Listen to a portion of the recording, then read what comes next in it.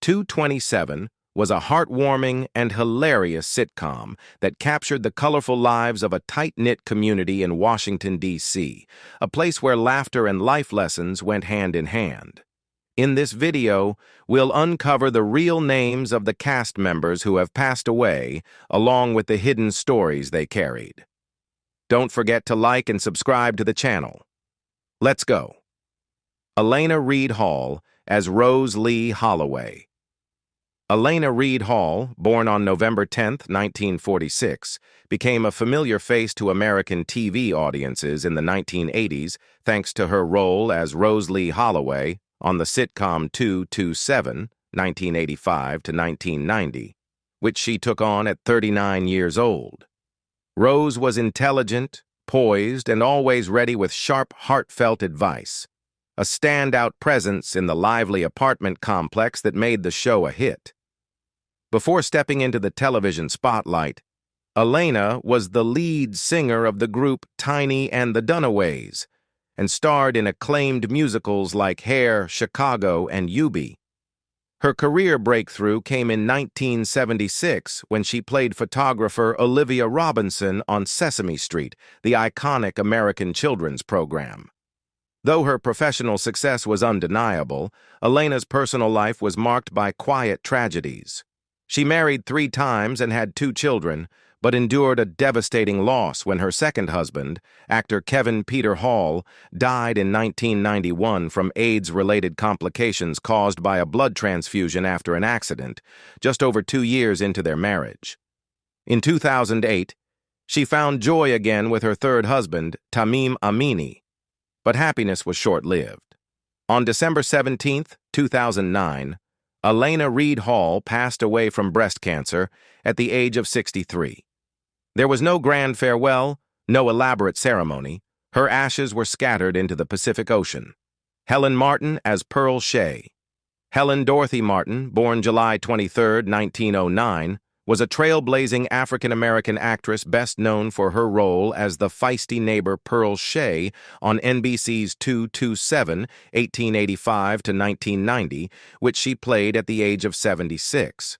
No one expected a woman in her late 70s to become a national TV star, but Helen did just that, combining wit, charm, and comedic timing that could light up a scene with just a glance. Born into a family that dreamed she would become a pianist, Helen dropped out of Fisk University to pursue acting. During the Great Depression, she worked as a domestic helper just to survive.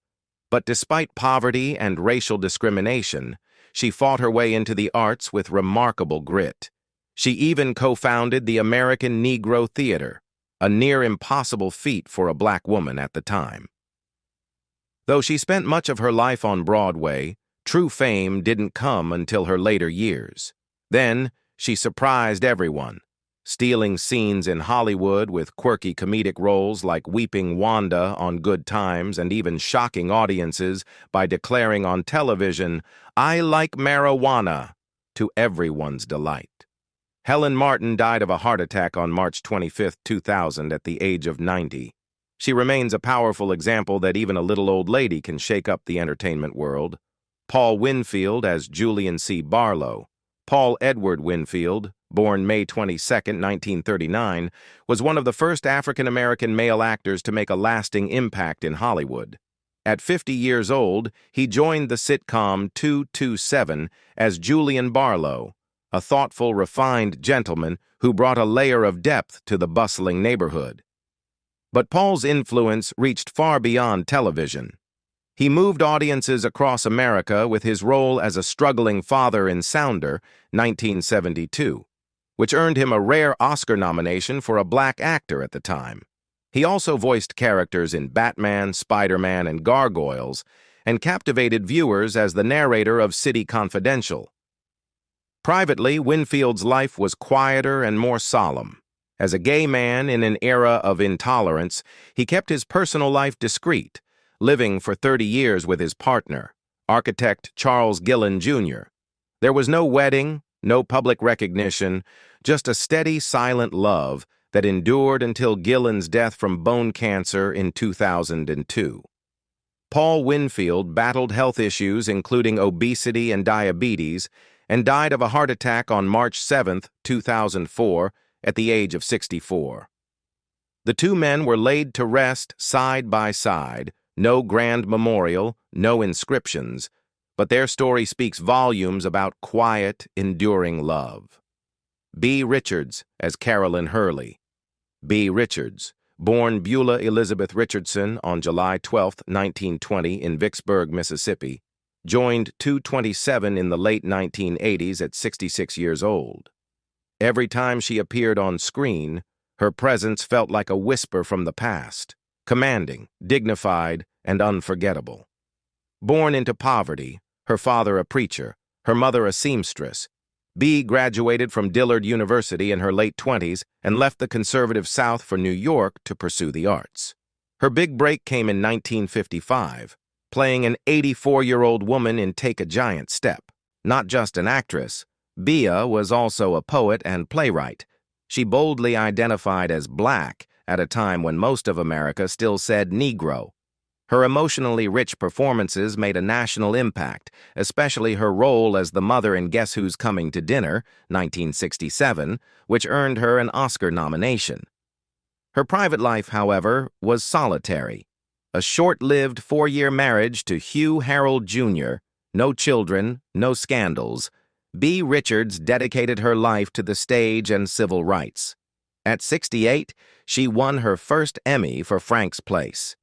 Even while suffering from chronic obstructive pulmonary disease, she never stopped working and won her second Emmy for The Practice just 3 days before passing away on September 14, 2000. Flip Wilson as Ed Fulton. Flip Wilson, born Clara Wilson on December 8, 1933, in Jersey City, New Jersey, made a guest appearance on 227 at 55 years old, bringing his signature wit, a faint glow from the golden era of 1970s American television.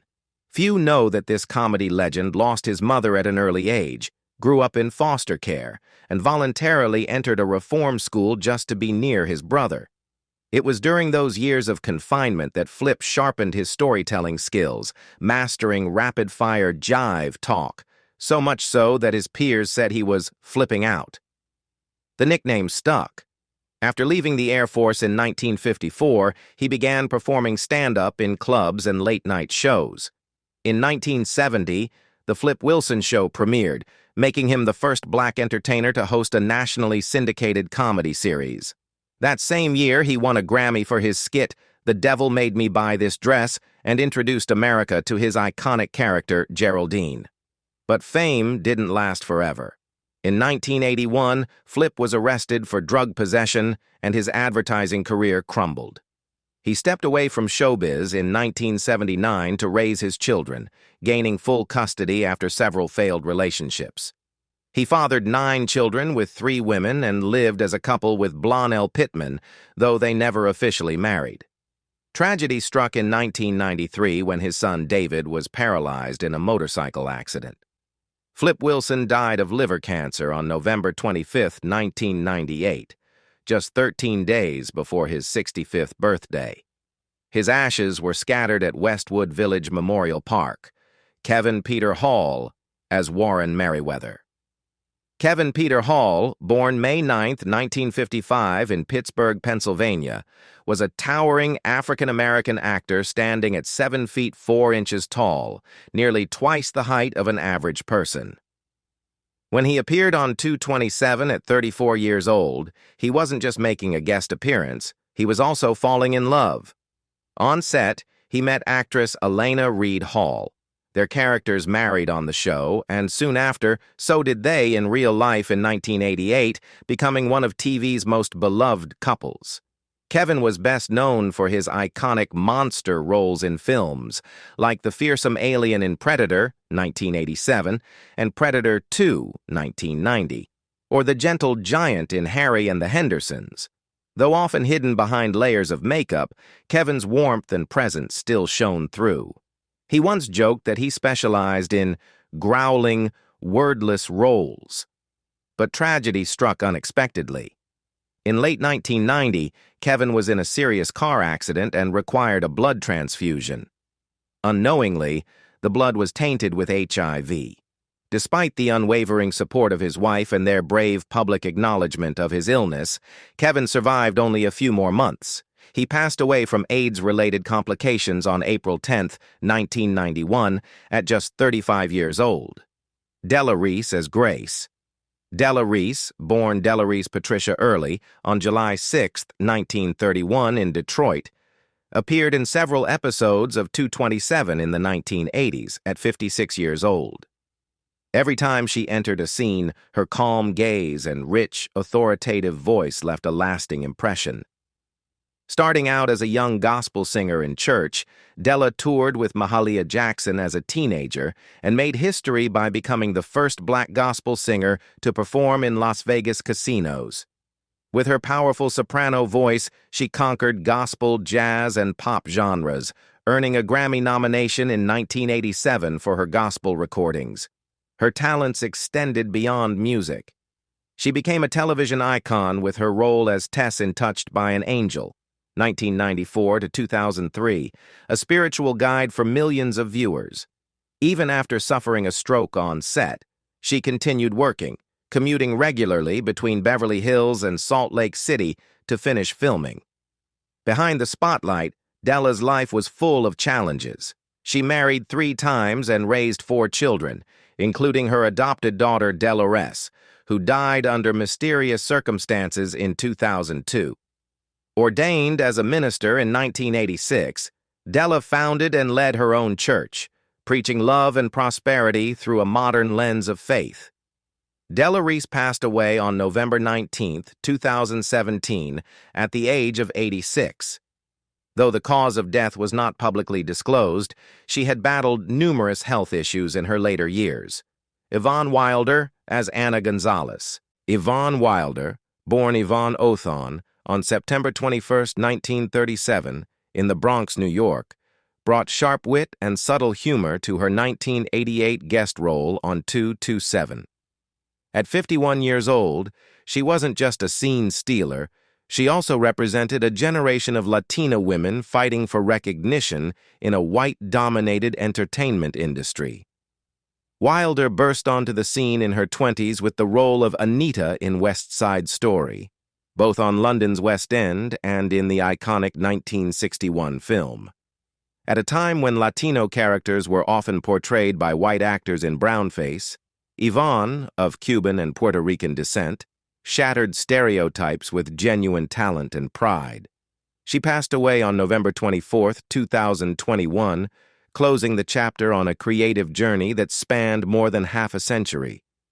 Quietly and without scandal, Yvonne Wilder opened doors for women of color and Latina artists to step into the spotlight, not because of how they looked, but because of their talent and determination. Luther Vandross as himself. Luther Ronzoni.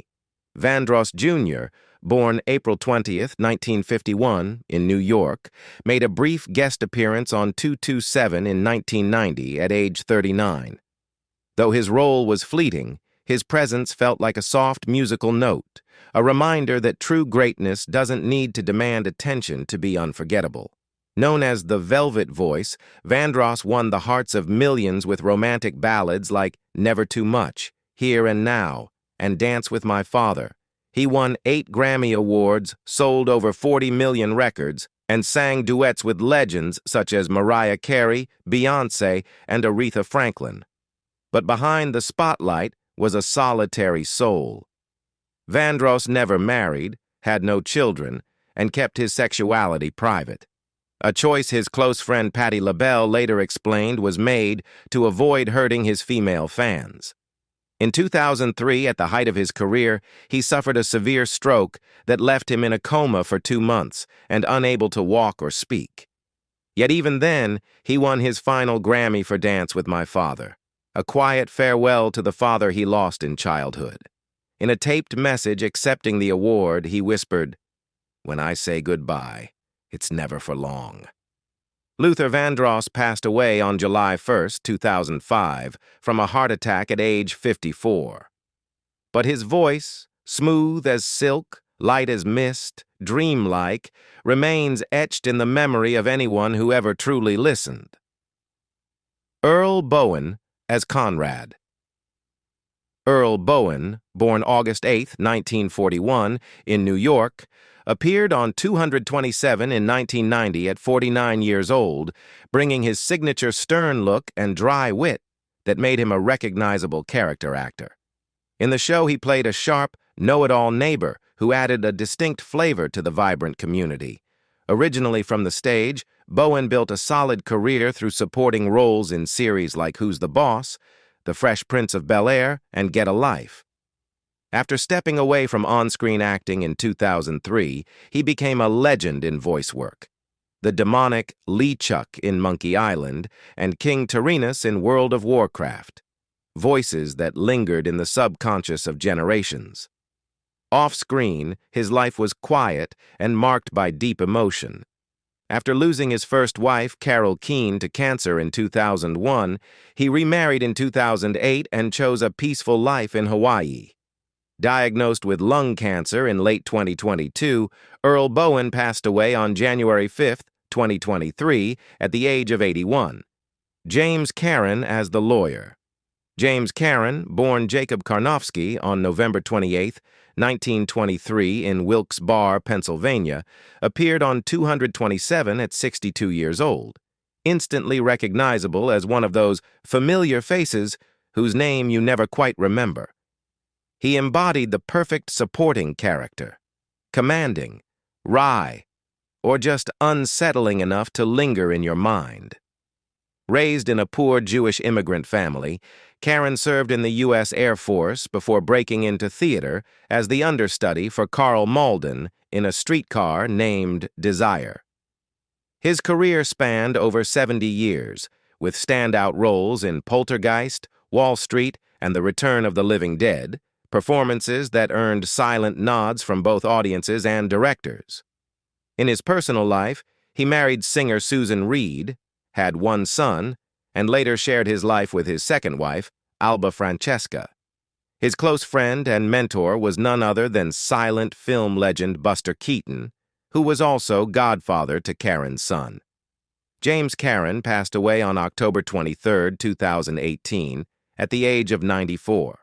He once said, "I don't need to be a star. I just want to work." And yet, to many, he was the face they didn't forget. George Kirby as Milton Jenkins. George Kirby, born June 8, 1923 in Chicago, was one of the pioneering African-American comedians who broke racial barriers to take the stage in mainstream America. At 64 years old, he appeared on 227 as a guest star, bringing calm wisdom and deeply layered humor. Kirby reached his peak in 1960 when he became the first black comedian to perform at the legendary Copacabana nightclub, a groundbreaking moment. Known for his incredible voice impressions, from Humphrey Bogart to Louis Armstrong, Kirby lit up 1970s television with shows like The Copycats and numerous variety appearances. But his life wasn't just applause and laughter. In 1977, during a troubled time, Kirby was arrested for selling heroin to undercover police. A 10-year sentence for drug trafficking shattered his career, and the beloved comedian faded from public view. Released after 3.5 years, he attempted a comeback, but the spotlight never fully returned. He spent his final years with his devoted wife, Rosemary, who stood by him for 35 years, until his death on September 30, 1995, in Las Vegas, from complications related to Parkinson's disease. He was 72 years old. Carmen Filpi, as Old Geezer. Carmen Filpi, born March 22, 1923, in the United States, was one of Hollywood's most recognizable character actors, appearing in supporting roles for over 3 decades. By the time he appeared on episode 227 in the late 1980s, Filpi was at episode 66 and brought with him a wealth of experience from dozens of quirky roles in both horror and comedy.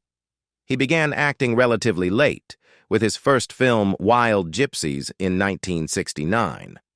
Over the years, he carved out a niche in films like The Ice Pirates, 1984, Beetlejuice, 1988, and The Wedding Singer, 1998. One of his most memorable roles was the eerie preacher Jackson P. Sayer in Halloween 4, a performance that earned him a place among the faces of America's cinematic nightmares. Carmen Filpi died of cancer on May 9, 2003, at the age of 80. He left quietly, just like the characters he often played, never the center of attention, but always unforgettable. John Karlen as Nathan Pollock. John Karlen, born John Adam Karlowich, on May 28, 1933, in Brooklyn, New York, appeared on 227 at 56 years old. Already a seasoned actor known for performances that resonated not because of star power, but because of his emotional range and versatility. He began on Broadway and live television during its earliest days, but his breakthrough came as Willie Loomis on the Gothic soap Dark Shadows, 1967 to 1971. In 1982, he landed the role of Harvey Lacey, the loyal and humorous husband on the hit series Cagney and Lacey. Over 6 years and 110 episodes, the role earned him a Primetime Emmy Award in 1986. Off-screen, Karlen was a Korean War veteran and a private family man. He was married for over 3 decades to acting teacher Betty Karlen, a marriage that ended in 1998. He passed away from heart failure on January 22, 2020, in California, at the age of 86. Raymond St. Jacques as Mr. Hatcher. Raymond Street Jacques, born March 1, 1930, made television history as the first black actor to have a regular leading role in a Western series. At 56 years old, he appeared as Judge Clayton C. Thomas, a commanding, thoughtful presence who embodied respect and wisdom within the community. Behind the camera, his life was marked by struggle and resilience. Raised in poverty by his mother and sister after a broken home, Raymond worked a variety of jobs, dishwasher, model, even fencing coach, to survive. Despite studying at Yale, he faced constant racial discrimination and was outspoken about Hollywood's lack of diversity, even criticizing Star Wars for its absence of black actors. He never married but adopted 2 sons, including fashion model Sterling St. Jacques, who reportedly died of AIDS in 1984. Sadly, Raymond St. Jacques died on August 27, 1990, from lymphoma, closing a life shaped by both artistic courage and personal tragedy. Teddy Wilson as Cousin Ray. Theodore Roosevelt Wilson, born December 10, 1943, in Harlem, New York, was a familiar face on American television throughout the 1970s and 80s. At 43 years old, he appeared regularly on 227, recognized especially for his earlier role as the cunning yet hilarious Sweet Daddy Williams on Good Times. Behind the scenes, Wilson's career had its highs and lows. He starred in Sanford Arms, the spin-off of Sanford and Son, but the show was canceled after just 4 episodes, stalling his momentum. In his personal life, he was married to actress Joan Pringle, his co-star from That's My Mama, and they had 3 children together, including Robert and Nicole. Tragedy came too soon. Following major heart surgery, Wilson suffered a stroke and died at Cedars-Sinai Medical Center in Los Angeles on July 21, 1991. He was just 47.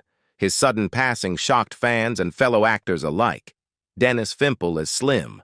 Dennis Clark Fimple, born November 11, 1940, in Ventura, California, was a gifted character actor known for his folksy, down-to-earth humor. At 49, he made guest appearances on 227, 1985 to 1990, often playing simple, good-hearted country types, roles that suited him perfectly. Before acting, Dennis worked day shifts at a Cheetos factory and waited tables at night to make ends meet. His first role was as Tom Sawyer in a high school play. He taught school, made deliveries, and only later found his way to Hollywood, where he gained recognition for his lovably dim-witted roles in shows like Alias Smith and Jones, The Dukes of Hazzard, Knight Rider, ER, and Sabrina the Teenage Witch. But just as his career had come full circle, tragedy struck. His final role was the deranged old man Hugo Firefly in Rob Zombie's House of 1,000 Corpses. Shortly afterward, Dennis Fimple died unexpectedly in a car accident near his home in Fraser Park on August 23, 2002. He was 61.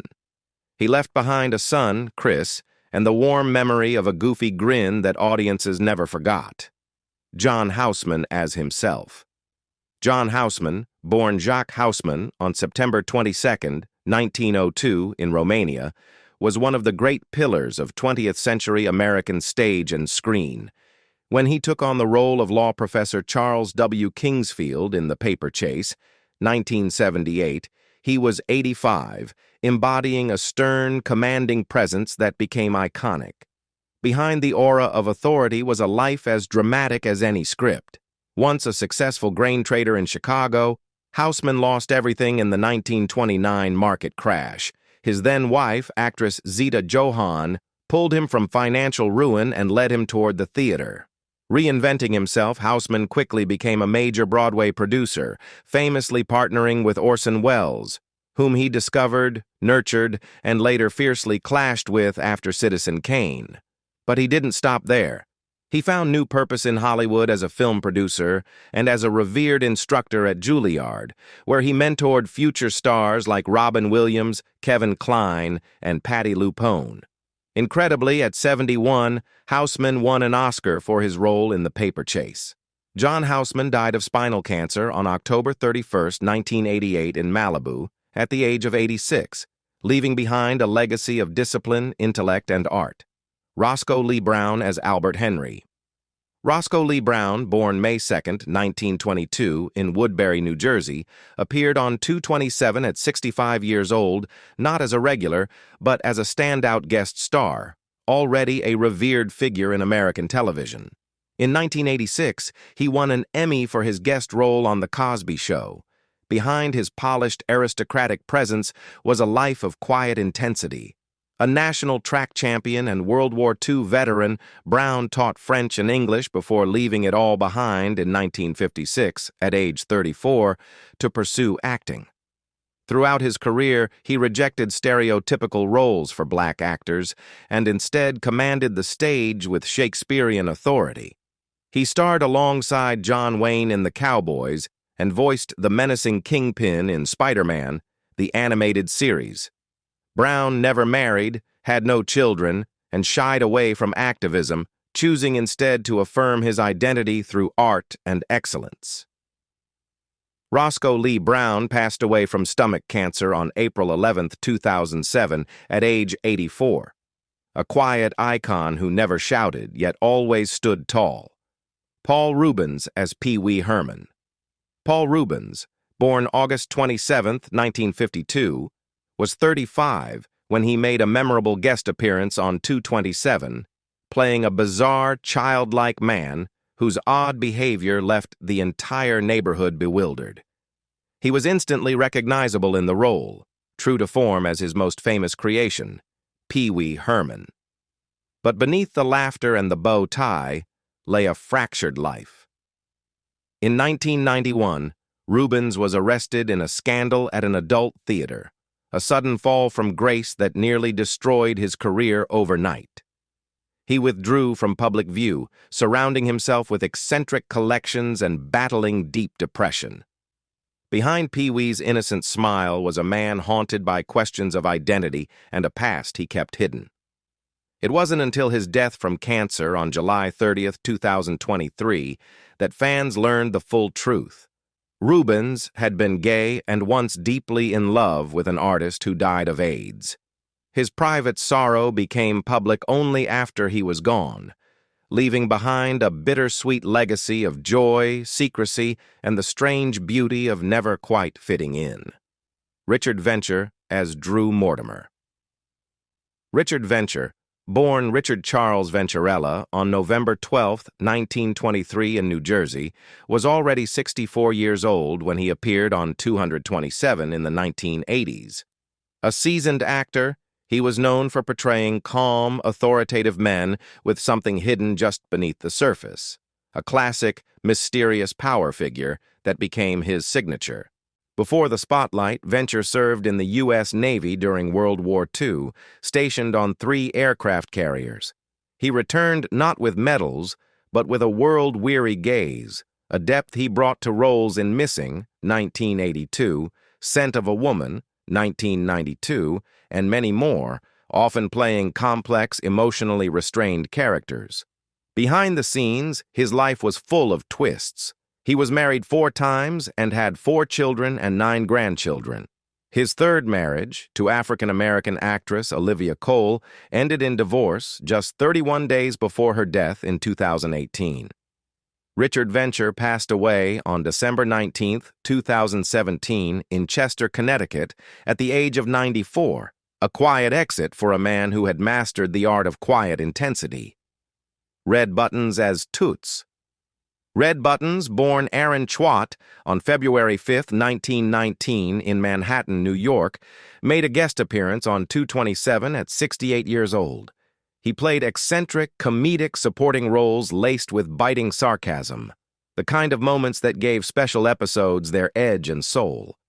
But off stage, his life was far from easy.